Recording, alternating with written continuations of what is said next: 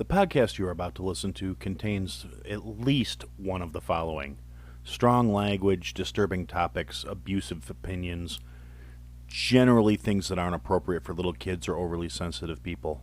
So, if any of that stuff's going to get your nose out of joint, this is your chance to turn it off. Welcome to I Had to Say It, the podcast where I talk about things that I feel need talking about, and sometimes they're not getting the attention they deserve. And your feelings, they're not under consideration. So, things are really kind of going off the rails here in the U.S. It's, to the surprise of no one with any sense, at least. They're not getting any better. They're not getting anywhere good. They've started the hearings on the January 6th so-called insurrection or coup attempt. They're pushing a lot of names, and literally every left-wing talking head is pushing the same points, referring to it as insurrection or sedition or coup, none of which are actually accurate descriptors for what happened. And this is the same group that a couple years prior had completely occupied the exact same building to the point where it was shoulder to shoulder, standing room only, asses and elbows, people everywhere, and they were occupying it because they were trying to protest Justice Kavanaugh being appointed. And the same people who want to just slough that off as, oh, well, that was a peaceful protest, are saying that a bunch of people that wandered around the Capitol building were trying to slaughter democracy, and it was a threat, the biggest threat the American government has ever faced, when in reality, attempting to influence the appointment of a duly appointed United States Supreme Court justice is every bit the same threat to the founding principles of this country. It's trying to use mob mentality to influence the political movements of the government. There's no difference, but there was also no hearings, no trials, no bullshit. And a lot of it, I think, is because people still have such a hard-on for Donald Trump. And the fucking Cheeto, like I said, I was never a fan to begin with, but one thing he did do that I agree with was he put this country first, which is what we were supposed to do, because, as I've said multiple times, it's not our job to police the world. It's not our job to make sure the rest of the world is safe and sound and healthy and well-being. Well, our own country is falling apart at the fucking seams. Now, if we were in a better place, if things were running the way they should be here, if the world was a happy place, and the United States was secure and safe and prosperous, I'd be all for helping out the rest of the world. I'm not a complete dick. However, watching this place just careen off the fucking rails, well, we're sending billions of dollars overseas. Well, every single bill that they try and pass has some sort of shit completely unrelated to what they market the bill as. Like that shambling corpse Pelosi has just recently posted something about how congressional Republicans or Senate Republicans, none of them voted to pass the bill that would stop price gouging on oil. Well, see, here's the thing about that. The bill wasn't just to stop price gouging. There's always something else written into the bill. I don't even take the time to look at them anymore because both sides do it. They include shit into the bill that has nothing to do with what it's supposedly about. They campaign and stump publicly so they can get public support for their so-called bills based on one facet of it without ever actually including the shit that they put in there for themselves, the things that they benefit from that have nothing to do with what they're trying to tout the bill as. And it happens writ large. Both sides do it, so the other side won't back their bill, won't support it, won't pass it, because that's how they keep their jobs. That's where their job security comes from, is convincing the general population that they're trying so hard and it's just the other side's fault that nothing's getting done. When the simple fact is the system has gotten to the point where nothing is supposed to get done. They just keep kicking the fucking can along. And just like kicking a can, there's nothing of substance in there, so it makes a lot of racket. And that's pretty much how every politician in this country is at this point. They don't do anything of substance other than spend money they don't have, so they make a lot of noise to make it seem like they're doing something valuable, and that's how they keep their jobs. And by and wide, the American people are dumb enough to keep letting it happen. And I've been trying to avoid going off on these rants and going on these tears where it's the same shit over and over again, but the same shit keeps happening, and people are so dumb. It just keeps reoccurring. And I can't stop seeing it, so I can't stop thinking about it, so I can't stop talking about it. And the stupid hearings aren't the only thing going on in this country at this point. Besides, the economy tanking, which nobody wants to talk about. Don't pay any attention to that. Don't pay any attention to all the shortages that are still going on. Don't pay attention to the supply chain problems. Don't pay attention to the fact that it's costing you 3 times as much to fill your gas tank, and it's going to get worse. And you can blame the oil companies all you want, but the simple fact of the matter is when the cost of a drum of oil has gone up to record high levels, yes, the prices are going to go up. Nobody complained about price gouging in previous cases where the oil companies are going to make their money. That doesn't change how much a barrel of crude costs. Government policies change how much a barrel of fucking crude costs. So when they sit there going, oh, well, it's not our fault, it's not our fault. Yes, it is your fault. You can't constantly blame the greedy corporations. Corporations exist to make money for their stockholders and for the company. That's how economics works. Anybody who's saying it's all their fault and they shouldn't be allowed to do this doesn't understand simple economics. They don't understand how these things work. And generally, it's these well-educated idiots that are severely in debt because they made poor choices on their own, and they somehow think that their poor choices validate their shitty stance on things and their lack of understanding. But we should just forgive them because, they have a degree in underwater basket weaving or whatever the hell it is that they decided to go to school for and get tens, if not hundreds of thousands of dollars in debt, and then they can't find a job because nobody gives a shit. So, yeah, the economy's tanking. Transportation's becoming ridiculously unaffordable. We're paying more than we ever have for a gallon of gas in the U.S., and people want to act like that's on accident. And I really don't believe it is at this point. We're basically picking up right back where things were before the prior administration because this is the path we were on. We've lost our energy independence. We've lost a lot of edge in a lot of things due to policies of this current administration that greatly echo the administration before the previous one. Then you compound that with all the other societal horseshit that's going on in this country that doesn't track well at all, regardless of how you look at it. Whether it's the mass shooting issues where they're, as well predicted, they are using it to try and whittle away at the Second Amendment, which, I've said it before, I'll say it again. If you're not from the U.S. and you have a problem with it, I don't care. You don't live here, you don't get a vote, you don't get a say. Shut up, mind your business. Worry about your own fences, we'll tend to ours. If you don't like it, well, there's the door. I really don't care.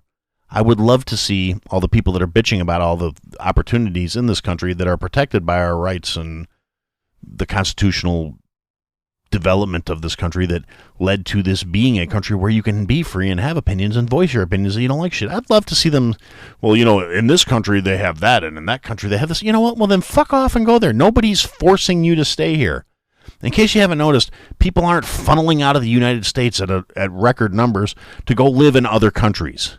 It's the exact opposite. People are risking life and limb to come here. Not because they're leaving idyllic paradises that are so great. Because this is the idyllic paradise. This is where there is opportunity to grow and develop and establish yourself. And people seem to have a problem with that. They want to take that away. Not understanding that the only reason they have the right to have that attitude in the first fucking place is because of where they are.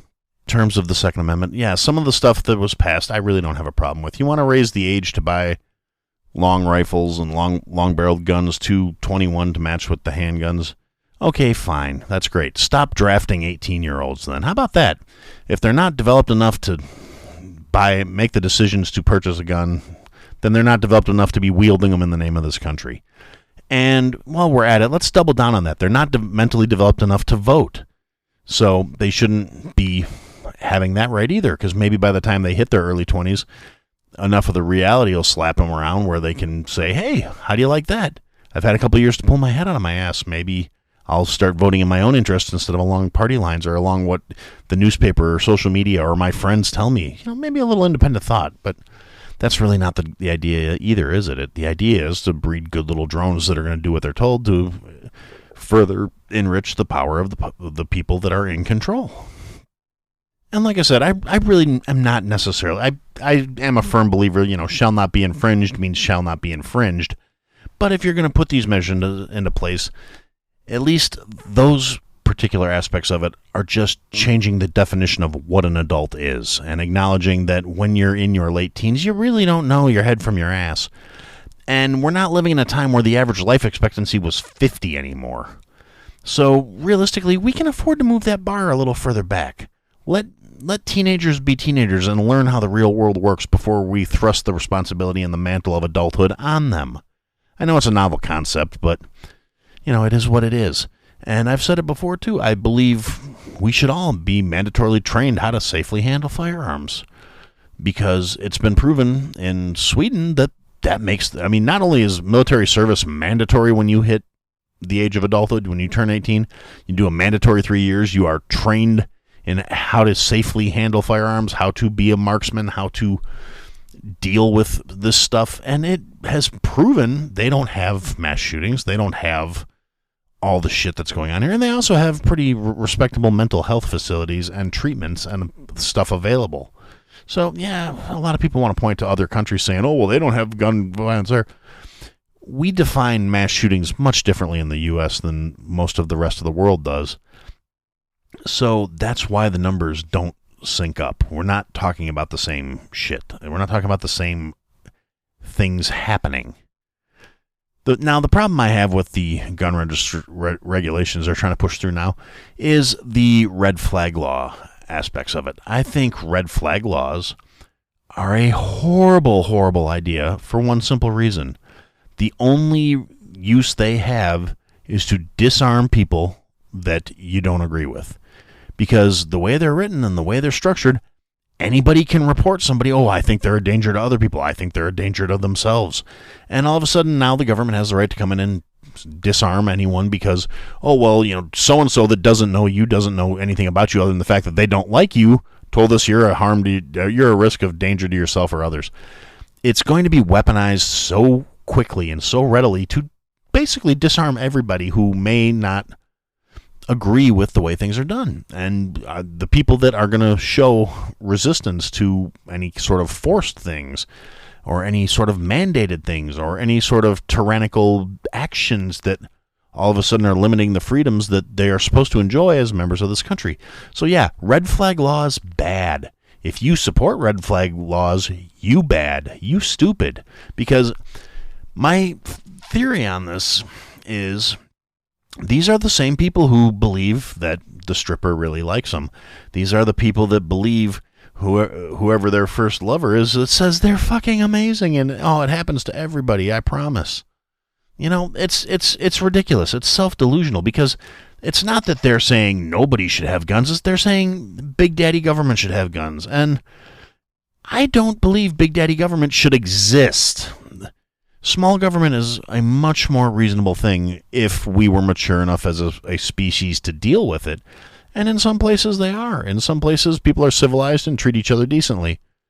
And in other places they are spoiled, whiny, entitled shitheads who seem to think anything that disagrees with them is the same as physical violence or words hurt. And they can't handle being dressed down or being made fun of, or I'm not pro-bully by any stretch of the imagination. I got bullied. I got picked on. I dealt with shit when I was a kid. And I came out the other side because I'm not a whiny little shit. I dealt with it. I had issues. I had people that made me miserable. I had people that picked on me. I was physically assaulted every day for like a 3.5 months long stretch by multiple people. And when I finally lost my patience and put a stop to it, it was fine. It was done. Maybe I didn't work past things in the healthiest way, but I got fucking past it. We're just dealing with a weakness of character here and a complete lack of any sort of personal strength or fiber. And it's really sad. It's being forced that the people that do have that are actually persecuted and treated like there's something wrong with them because they want to stand on their own. They don't want to have somebody else making their decisions and telling them how to live their lives. There are a lot of people in this country that literally just want to be left alone. Until that happens, things are going to keep going on the route they are.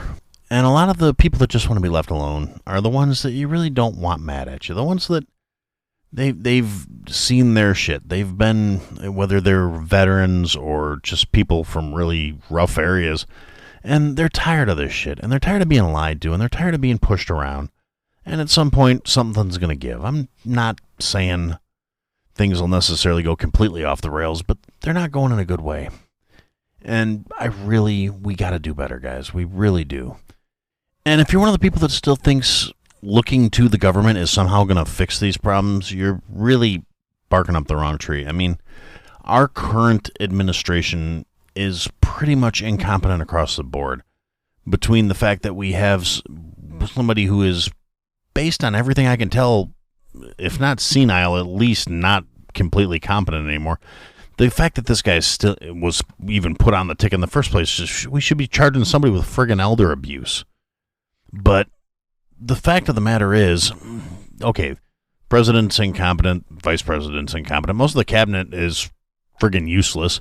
None of them are in touch with reality. Everything up to their press secretary. They have a press secretary who can't answer a question if the answer isn't printed in a binder. She can't think on her feet. She can't give cognizant answers that aren't already written up for her. So, realistically, what is it exactly that these people are doing that are instilling faith in people? I don't understand how it is that people can look at politicians and go, that's the answer. We need more of this. We need to push this. We need to support this. We need to keep going along with this. Other than people that are just looking at things going, well, that's the way it's always been, so that's the way it must be. That's not the case. That's not how this is supposed to work. It hasn't always been this way. It's not supposed to be this way. And we need to stop saying we're going to accept it. Literally anyone that is running as an incumbent right now should not be making it through the election. They should be out on their ass because they're not doing a good job. It's really not that complicated. If you or I do a piss poor job at wherever we're drawing our paychecks, we'll be let go because that's how it works. If you're not an effective employee, they don't keep you around. Now, on the other hand, if you do a good job, you get rewarded, you get promoted, you get a raise. I mean, now granted, with inflation and the average raise these days, even if you get a raise, you're losing money. If you didn't get a raise this year, you're really hurting. I didn't get a raise this year. I'm not being overly pissy about it because I happen to love my job. I work for an amazing company. And yeah, the economy's hitting everybody. Because when I say I didn't get a raise this year, I don't think any of us got a raise this year at my company, and that's fine. The company does so much for me. I'd have no complaints. There are other things that make me say, you know what, it's okay. I'm not going to push the issue right now because it is what it is. It's part of a work environment that I really appreciate. I know my work is appreciated. I know I am a person am appreciated. My bosses are fantastic people. So I don't push the issue. But overall, like I said, why is it that these bloated, ineffectual career politicians are somehow above the same standard we're held to? And realistically, the fact that once you serve on a national level, you get a golden parachute. You are covered. You get a 6-figure income for the rest of your life on the taxpayer's dime. Now, some people actually I've had this conversation with some people that said, well, if they're getting paid anyway, we might as well keep them around. Why? They're the reason they're getting paid anyway. These career politicians, people have made a career out of living off of the work of other people. That is pretty much the definition of a politician if you take all the bullshit out of it. It is people who don't actually contribute anything to society trying to tell everyone else how to run their lives and then charging them for the privilege. They don't do a good job. They shouldn't be getting any of this, focus from anyone at this point. They should just be. The system is completely broke. The people that are in power have no reason to acknowledge that because they benefit from the faults in our system. The country's $30 trillion in debt right now. That is not evidence of a well-run system. That is not a system that's functioning properly. That is not. I mean, there should at least be balance. The concept of a balanced budget is something a lot of politicians used to run on. They don't even bother talking about it anymore. It's all empty promises and blame throwing. That's not merit. That's not a meritorious behavior or not a meritorious action. We should be treating this politician the same way you treat pets, because pets are completely dependent on you for life. They provide companionship. They help. I'm a pet people. I have a cat. I have a dog. I have other assorted little critters that in the course of my life, I have had all kinds of ridiculous animals in my life. But on the other hand, at the end of the day, I don't let my dog tell me how I'm going to be spending my paycheck. These politicians don't even provide the comfort of a pet. They don't provide any real quality to your life. And a lot of people get bent out of shape when I say things like that. Well, what about, infrastructure? What about roads? What about... Up until the early 1900s, there was no federal tax. There was not money being collected to maintain these infrastructures. And you know what? The roads still existed. People still got where they had to go. Things were maintained. They can be done on a state level. They can be done on a city level. They can be done locally. And that's fine. And that is actually a lot more manageable because it's actually decisions being made by the people that the decisions will affect. Instead of a bunch of useless shitheads in some tower on the other side of the country saying, well, this is how we believe you peons should be spending your life. We are going to spend your money and you are going to give it to us. And if you don't, you're going to go to jail. We are going to penalize you. You're going to pay fines. You're going to pay fees. And you're still going to go to jail. And while you're in jail, you're not going to have a job, so you're not going to be able to pay those fines. So we're going to double down on your time. And the longer you're in, the farther in that hole you get. And for some reason, we think this is how the system should work. We think this is what they should be doing. And we're so busy hating each other over stupid shit, over petty little things that don't really matter in the grand scheme of things, that they skate by on it so easily. They play on emotion, they play on fears, and they play on petty little hatreds and things that we should have gotten over by now. We are all people. And if we could just remember that and approach each other with kindness and understanding instead of fears and judgment and pettiness. And this is where I tend to lose the right-wing side of things. It's like, I don't give a shit what you do in your personal life with your own personal time. I don't care who you love as long as they're consenting adults or age appropriate, let's say. Because when I was 15, I wasn't in love with an adult. I was in love with another 15-year-old.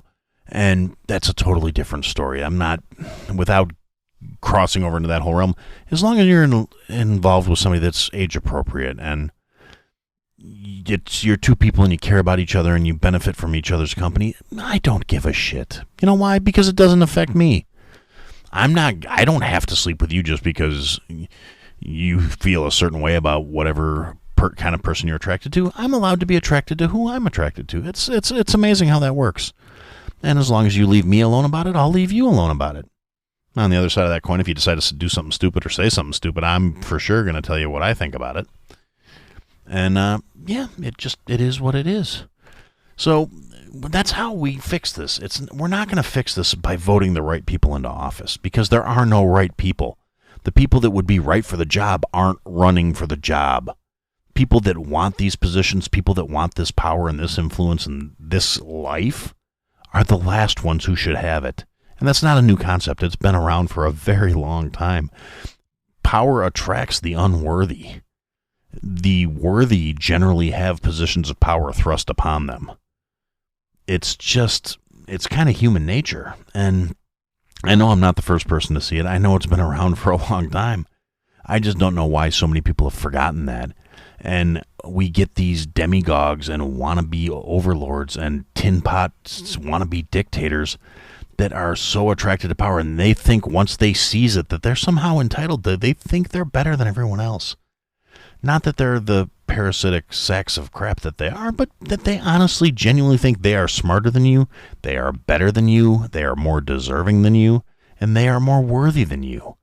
And I believe we want to make this world a better place.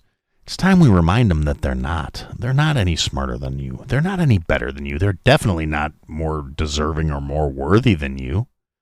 They just happen to be in the right place at the right time with the right crock of shit and the appropriate lack of fiber or morals to say whatever it took to get themselves some power. And once they get a little taste, they want more and more and more and more. And they'll tell you anything they think you want to hear to get that. It's like they're junkies for the high they get from getting over on the general population. And realistically, it's time to send these assholes to rehab. I don't know if there's a way we can do that without some massive upheaval, and I'm not looking forward to those kind of days, but I wouldn't be surprised if it happened at this point. It almost seems like that's what they're pushing for. I really believe that some of these assholes want to see a domestic war pop off. They want to see a revolution happen. They want to see a civil war because it's going to allow them to flex more power. It's going to allow them to come down harder on the people they don't agree with. And there's going to be blowback, and it's going to be terrible. And I don't know if we can settle this in a civilized manner until people grow the hell up. I wish it could happen. Until it does, until the chips fall and the dust settles, I'm going to just do what I can to make sure my family's taken care of, and I'm going to mind my fences. I'm going to pay attention to my yard. I'm going to do what I have to do to take care of the people I care about. And I'm going to do what I have to do to take care of myself, because if I'm not in a position of being in a good position myself, I'm not going to be able to help them. I'm not going to be able to care for them. So I'm going to focus on me. I'm going to try and make me better. I'm going to try and diversify my income, like I keep telling people. You can't just have one income source coming in. I love my job. I love my boss. If the company went out of business tomorrow, I'd be boned. So I'm trying to get extra things coming in. I'm trying to increase my general independence. Buy books. That's one of those things. If the grid goes down, if the power goes out, if a war pops off, if they decide to shut down your access because they don't want you knowing certain things, they don't want you seeing certain things. And it's already happened to a certain extent. Everything is edited. Social media is a bunch of echo chambers. That's why everyone in the country is so convinced that their side is right and they are the only one and true answer. Because they have logarithms that feed you what you want to see. They show you things that align with what you believe and what you think and what you want to hear, because that's how they keep you hooked. That's how they keep your retention. And through that retention, if they only get that by feeding you what you already think and what you already believe, you're not called to question anything. You're not called to be critical. You're not called to be analytical. You just keep hearing more. Oh, yeah, I must be right because everything I see online tells me I'm right. Everything you see online is tailored to tell you what you want to hear. Social media is basically politicians' wet dream because it funnels everybody into their boxes and puts them in their lanes and makes them that much easier to control. And it's that much easier to stir them up against because they can put out all kinds of inflammatory, divisive shit, and they know it's going to get fed right to the right people. So get ready for when they start deciding to shut down things you need to know, when they start removing things. And it's already getting really hard to find certain survival things and tips on how to do things like gardening, container gardens, if you're not in a place where you have any kind of land. And they're making it harder and harder to get access to things like big plots of land. The vast majority of the farmland in this country is no longer in private hands. It's in corporate hands, or Bill Gates is buying. Bill Gates is literally the biggest farmer on the planet now because he's bought so much commercial farmland. And he's not doing it for any kind of benevolent reason. I don't give a damn how you feel. There's no way. So you got to go out. You got to get actual physical copies of stuff. If you can't find a physical copy of a book, but you find a PDF of it, print that shit out and put it in a binder so you have it just in case. If the grid goes down, if they take away your internet access, if they decide to start pulling books out of the library or off of the digital libraries that are online, go and you have it to look at. So, start hedging your bets. Start getting ready, because as much as I hate to be a doomsayer, dark days are kind of on the horizon. And I would love if the world turned around, but I don't really see it happening. It's right up there with I like to daydream about hitting the Powerball for $500 million. But you know what? At the end of the day, that's really what it is. And sitting around daydreaming with a lottery ticket just basically means you got $1 less to fucking do something that's going to benefit you somehow. So, I guess for now, that's realistically all I have to say. We need to be better. We need to do better. I go off on these tears because this is the stuff that I think about. The reason I don't have an aneurysm and I don't have an ulcer right now is because I get it off my chest. I'm not bottling it up. I'm not dwelling on it. It's just the stuff that drives me crazy. Get out of your echo chambers. Open yourself up to some new experiences. Just literally talk to some people. And go into it unbiasedly. Don't go into it judging them and saying, okay, they're going to be this way and that way and this way. Just go into it and go, hey, I need to meet a new person. I want to learn something new about somebody. Broaden your fucking horizons a little bit. Make yourself a slightly better person. take care of each other. Be decent to each other. I mean, that doesn't mean neglect yourself to take care of other people, which seems to be what a lot of people think it should mean. They don't have something and you do. You don't automatically have to give it to them. That's not how it works. But for now, I guess that's what I had to say. If you listen to the show for any amount of time, you know that I do have a merch store or two, and I don't generally push my merch because I don't feel comfortable hitting you guys up for money. But if you're listening to me on anything resembling a regular basis, you probably laugh at the same things I do. You probably think a lot of the same things I do. So why don't you go check out horribledesigns.com. They have assorted merchandise with funny comments on it, funny t-shirts, funny mouse pads, funny coffee cups, and then some stuff that maybe not necessarily so funny, but is definitely relevant, whether it's a social opinion, an economic opinion, a stance on, things like veganism, or whether or not you need essential oils in your life. So, yeah, anyway, that's my little plug. I have some of their shirts. They're comfortable. They're cool. I like them. HorribleDesigns.com. Go check it out. Thanks for listening to another episode of I Had to Say It. If you liked what you heard, leave a review, give us a follow, give me some feedback. And if you didn't like what you heard, leave a review, give me a follow, give me some feedback. I'll try and fix it. Check us out on all the social media platforms. At I Had to Say It podcast is the trigger for all that stuff, for the search term. And if you want, check out the website, www.ihadtosayitpodcast.com. There's links to people that have been involved with the program, things I've talked about. There are some links available for some merch that we're working on, and there are ways to contact us there as well. And thanks for listening, and I look forward to talking to you again soon.